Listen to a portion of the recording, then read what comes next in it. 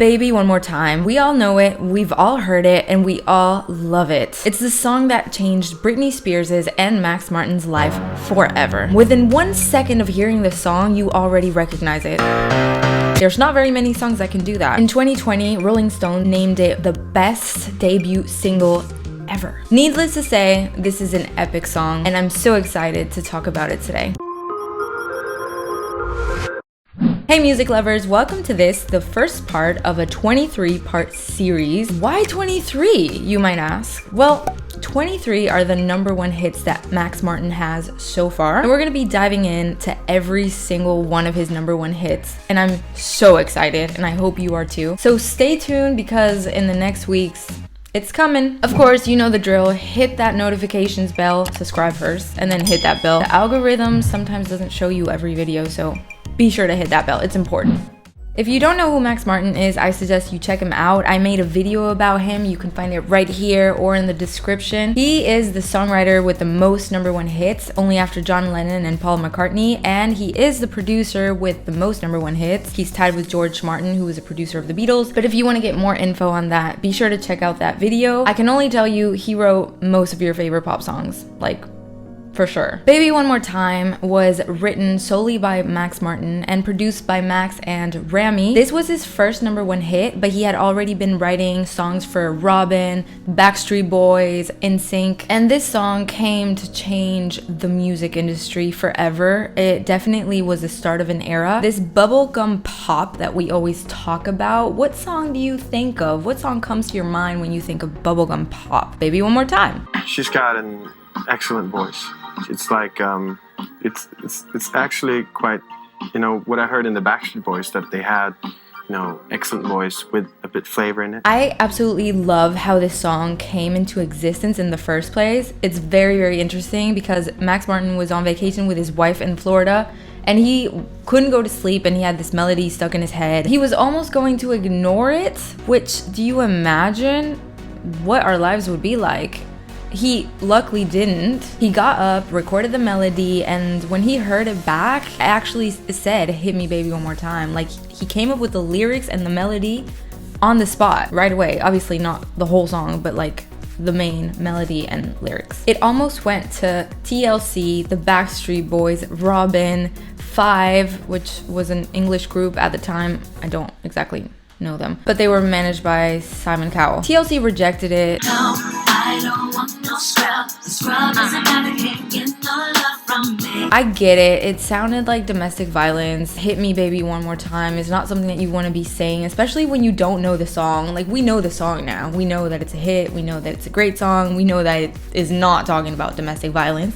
But at the time, you get the song sent to you by an unknown producer, because he wasn't really known at that time. And then you hear that, and I get it. Max didn't want to change the lyrics because he stayed true to what he meant to say, which was, call me back, baby, one more time. Impact me with your love, baby, one more time. Clearly, it wasn't meant to be anything S&M-y. Of course, the cost of this was having to wait a whole year for that song to get recorded by anyone. But serendipity, Britney Spears came along, recorded it. The rest is history. Although there was a little catch. The song was originally called Hit Me Baby One More Time, and the hit me was replaced by ellipsis, aka 3 dots. It was released on October 23rd, 1998 and reached #1 on January 30th, 1999. It's crazy to think that Britney was only 16 when this song was released. It topped the charts of every single country that it charted in. It's one of the best-selling singles of all time. It sold 10 million copies, 1.4 million, just in its first year of having been released. The song starts out with this "oh baby baby," and the baby kind of became Britney Spears' trademark, her signature word. A lot of artists say baby, of course, but it kind of became Britney Spears' thing. Then we hear How Was I Supposed to Know, which is later on referenced in a different song, which is Overprotected. It says, how am I supposed to know what's right?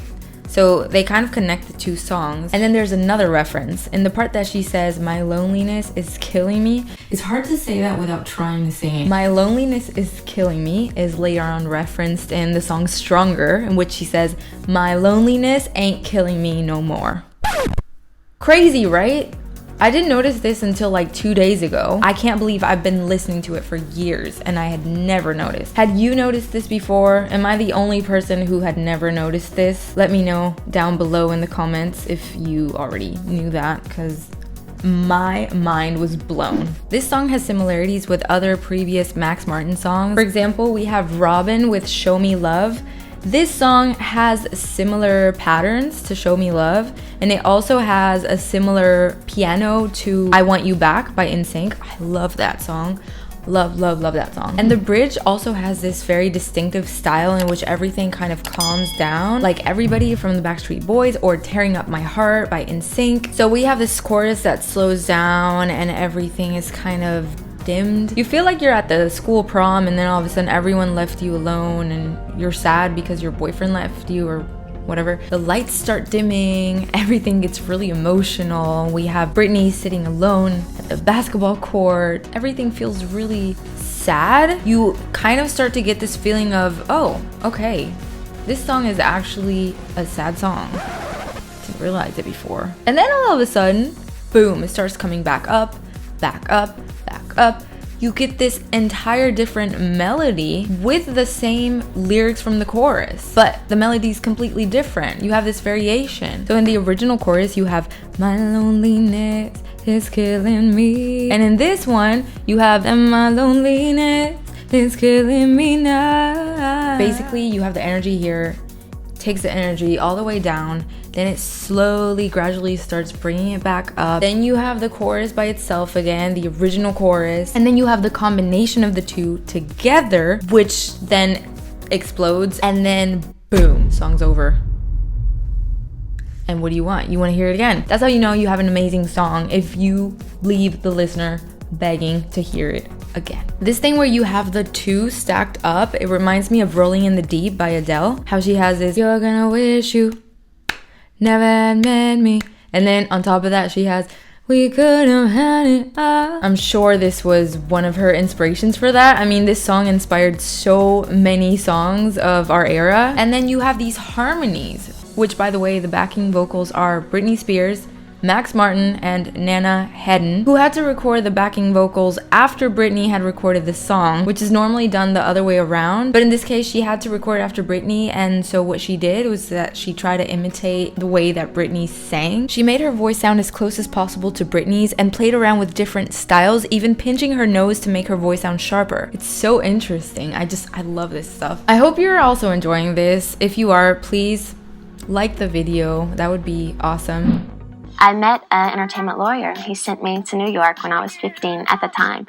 And I was so nervous, and I got up in front of, a bunch of his executives at Jive, and I sang, and they signed me. So that's how I'm here today. At the beginning, Britney Spears pictured herself singing more of a Sheryl Crow kind of style, but then her record label, Jive, sent her with Eric Foster White so he could shape her voice and make it sound more poppy. Eric Foster White was also the writer of From the Bottom of My Broken Heart for Britney's Baby One More Time album. I'm really curious as to how her voice sounded before. They did give her a very, very distinctive style. But it doesn't mean that I'm serious.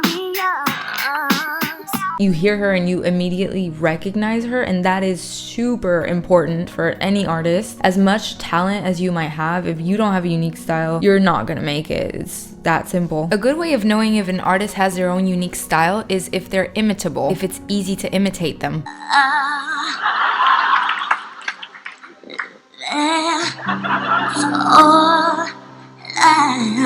This made more sense to Britney, having this more poppy style, because she's also a dancer, a very good dancer, as we all know. And the video, most of it was her idea. She wanted to have this Catholic school uniform style and stuck in a classroom thinking about boys. It wasn't meant to be a sex fetish or anything like that, even though it was interpreted that way by a lot of people. Sickos. Britney's assistant played the teacher in the video, and it's so funny because I was watching it just now and I was like, oh my god, this girl is really young. For some reason, I remembered her being like 50 or something, and then I saw her face after I knew that it was her assistant, and she's actually really young.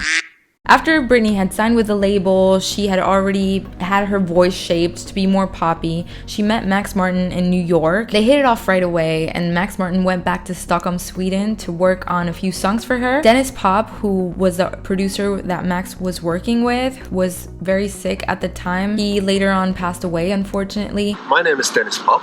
This here is Max Martin, and we're one of the producer crews behind Ace of Base. So Max asked Rami to work on the songs with him, and they ended up recording the whole album for Britney. She went to Sweden for 10 days to record these songs, and the day that she was recording Baby One More Time, she sucked at it. She said that she was so nervous that she completely screwed it up. So what she did was she went out, she listened to Tainted Love, and then the next day she was relaxed. She was able to sing in an angelical way, and we hear her vocals. And also, I have to say, I've heard this so much. Max is super perfectionistic. He knows exactly how he wants his artist to sound on his songs. And because he's also a singer, he knows exactly how to direct them in a way that they need to sing a certain way, make a certain noise, do these certain ad-libs. Usually when he works with my singing, he comes in with the vocals towards the end and perfects them and makes them brilliant and genius. That's why when you hear his songs, he's not a typical songwriter and producer. He creates a song and then lets the artist just do whatever he wants. No, he's very perfectionistic, and he will take the artist to the point of singing it hundreds of times until he feels that they're at that point that they're emotionally there with the vocals. Max is great in the studio. He's a perfectionist, which I totally respect, and I look up to that. So being with him is kind of hard because I'm always scared that I may do something wrong. I have to pull out my goods when I work with him. Again, this is one of the reasons why he's the most successful producer of our time and songwriter. What would we do without Baby One More Time? What would have happened if Max hadn't gotten up and recorded that melody? Thankfully, we don't have to find out. So if you made it this far, thank you so much. Be sure to like the video, subscribe, and hit that bell. It would mean the world to me. Thank you for watching, and I'll see you on the next one. Mwah.